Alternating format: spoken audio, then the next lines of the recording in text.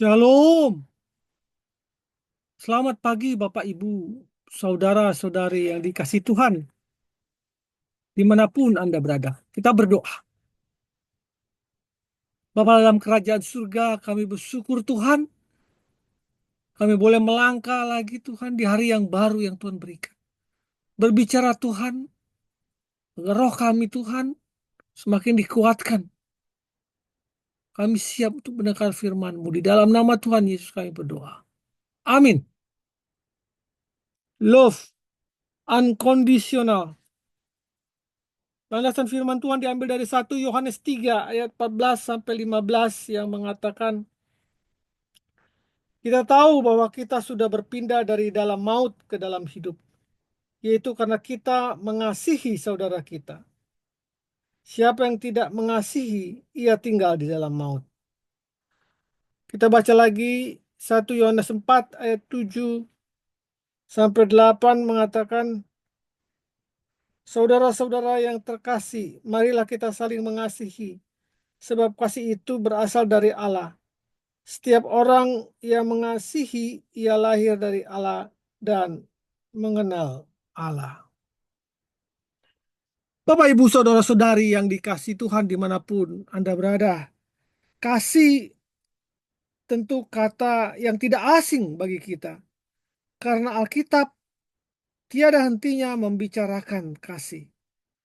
Kasih merupakan dasar utama di mana pengikut Kristus harus berdiri di atasnya.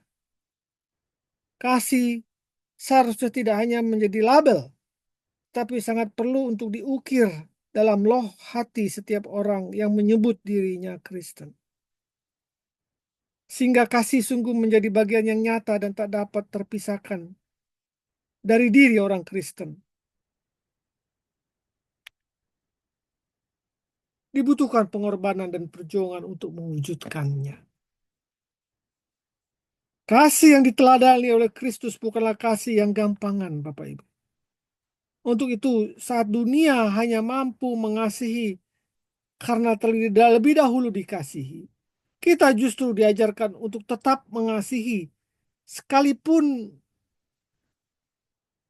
yang lain tak menaruh kasih kepada kita.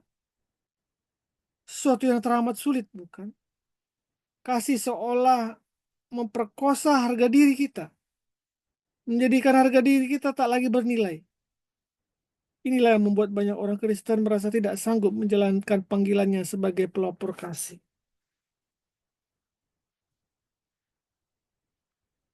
Mengasihi bukanlah pilihan bagi para pengikut Kristus, melainkan sebuah keharusan yang sama halnya seperti manusia dengan makanan. Mau tidak mau, enak tidak enak, manusia akan tetap makan agar dapat bertahan hidup.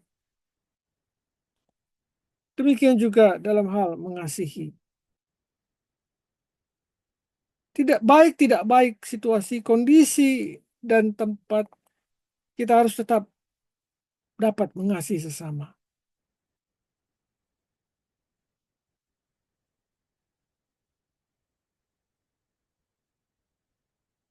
Kebenaran dan hidup, inilah alasan mengapa kasih menjadi begitu penting. Sehingga firman-Nya terus mengedor hati kita agar kita hidup dalam kasih sebagai anak-anak terang yang memancarkan kasih-Nya. Sebab seperti apa dan bagaimana kita hidup, seperti apa kita hidup, maka seperti itulah orang akan memandang Kristus. Jika kita hidup sebagai pemarah, jika kita hidup sebagai pendendam, tidak mengampuni, maka seperti itulah gambaran Kristus di hadapan orang-orang yang tidak mengenalnya. Kristus yang adalah kasih berubah menjadi pribadi yang buruk karena keangkuhan, keegoisan, dan kegengsian kita yang tidak mau mencerminkan kasih itu.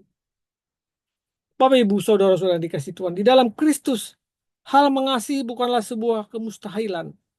Untuk itu, jika kita masih merasakan sebaliknya, maka sesungguhnya ia tidak ada dalam diri kita dan kita tidak pernah mengenalnya.